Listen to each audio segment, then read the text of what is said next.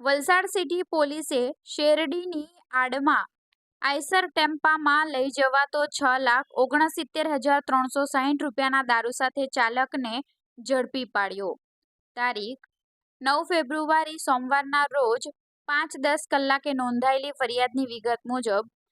Valsad city પોલીસની team police station હદ વિસ્તારમાં પેટ્રોલિંગમાં હતી, જે દરમિયાન ખાનગી રાહે બાતમી મળી હતી કે એક આઈસર ટેમ્પો નંબર GJ04X6270 નો ચાલક શેરડીની આડમાં સેલવાસથી ગેરકાયદેસર દારૂનો જથ્થો ભરી રવાના થયેલો છે અને વાપીથી નીકળી નેશનલ હાઈવે નંબર 48 થઈ સુરત તરફ જનાર છે. જે બાતમીના આધારે વલસાડ સિટી પોલીસની ટીમે ધરમપુર ચોકડી ઓવરબ્રિજના ઉતરતા છેડે વાપીથી સુરત તરફ જતા રોડ ઉપર વોચ ગોઠવી ટેમ્પાને ઝડપી પાડ્યો હતો. ટેમ્પામાં તપાસ કરતા શેરડીની આડમાં લઈ જવાતો કુલ 1,176 નંગ વિદેશી દારૂ, જેની કિંમત 6,69,360, ટેમ્પાની કિંમત